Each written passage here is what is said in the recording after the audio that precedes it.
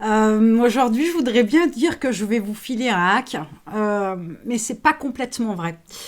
Une fois de plus, c'est une façon de voir les choses.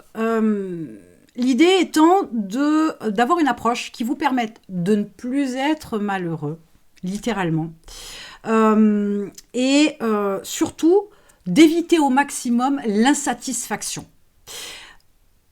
Alors, j'aurais pu faire deux vidéos, hein, très clairement, parce que là, il y a vraiment deux axes bien différents. Mais bien souvent, on est malheureux parce qu'on est insatisfait. Alors, déjà, il faut apprendre à se connaître, hein, parce qu'on ne sait pas toujours pourquoi on est malheureux, ou du moins on y met des mots, mais on jette, oui, il n'a pas fait ci, oui, ok. Sauf que c'est pas tout à fait, ça va plus loin que ça, il ne faut pas se limiter à la première réflexion.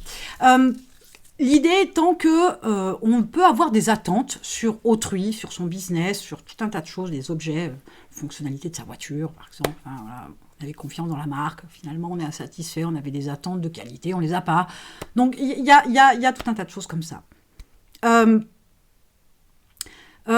vous dis, j'aurais pu faire vraiment deux vidéos parce que là on est vraiment sur des axes un peu particuliers, mais l'idée étant aujourd'hui de les rassembler et de partir du principe que lorsqu'on a des attentes sur tout un tas de choses, bien souvent, nos attentes ne sont pas clairement définies au départ et on espère, on s'attend à avoir certaines choses. Alors, ça peut paraître un peu flou comme ça, mais suivez-moi bien.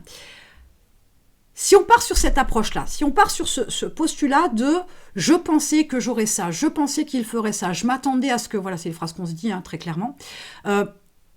Et si, pour ne pas avoir ce genre de soucis, on pouvait faire quelque chose de différent? Acheter. Ok, vous voyez pas le rapport, mais je comprends bien. Je suis allée chercher un peu loin sur ce coup-là. Enfin, pas que sur ce coup-là d'ailleurs.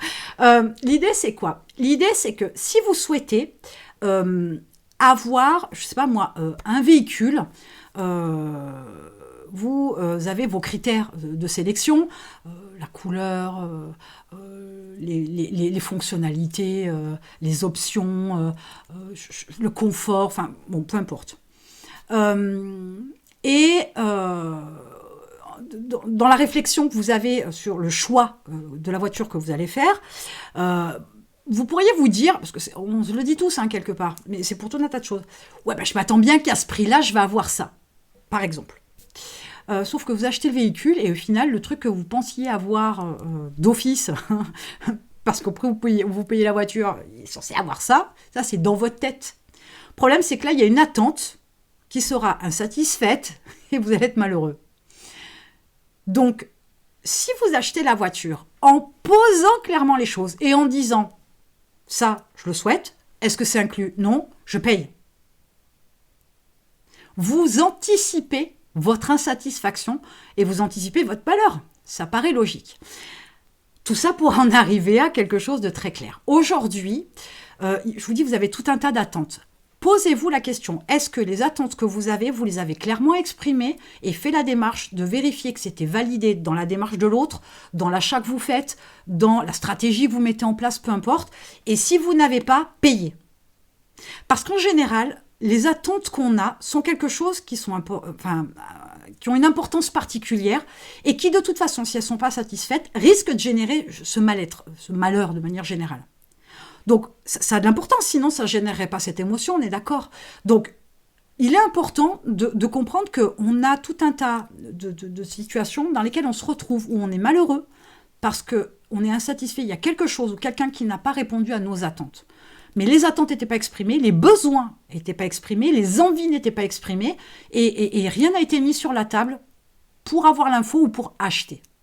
Et souvent, ce qui manque, ces fameuses attentes qu'on a, ça pourrait être acheté. Pour tout un tas de choses. J'ai des exemples, mais qui remontent à loin, qui ne seraient peut-être pas non plus dans l'idéal, mais attendre une certaine fidélité, loyauté d'un salarié, c'est sûr que comprenez bien que si vous le payez à bas prix, il peut être tenté d'aller ailleurs pour avoir mieux. Donc sa loyauté, vous l'aurez qu'un temps. Sauf que si vous payez et que vous mettez carte sur table et que vous mettez, je sais pas moi, des clauses dans son contrat, des choses comme ça, à un moment donné, ça se paye, hein, dans la démarche, mais dans ce cas-là, vous aurez ce à quoi vous vous attendez, mais c'est plus de l'attente, puisque les choses ont été clairement posées.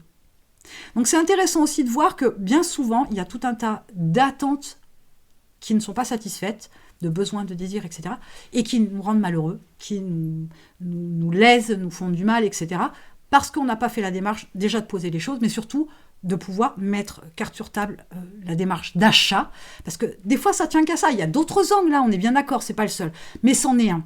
Voilà, quelquefois il suffit de payer et on a ce qu'on veut, on a une réponse à nos attentes, à nos besoins, à nos désirs, et dans ce cas-là on ne sera pas malheureux. En attendant, c'est une histoire de vision, d'approche. Vous avez un lien dans la description. J'ai mis en place un challenge 7 jours pour travailler sur vous-même et être la meilleure version de vous-même. Alors, vous ne le saurez pas en 7 jours, le travail ne se fera pas en 10 minutes non plus, il faut aller bien plus loin que ça, même si vous êtes abouti sur certains domaines, il y a d'autres domaines sur lesquels travailler. Donc, cliquez sur le lien dans le challenge et on se retrouve dans le challenge tout de suite.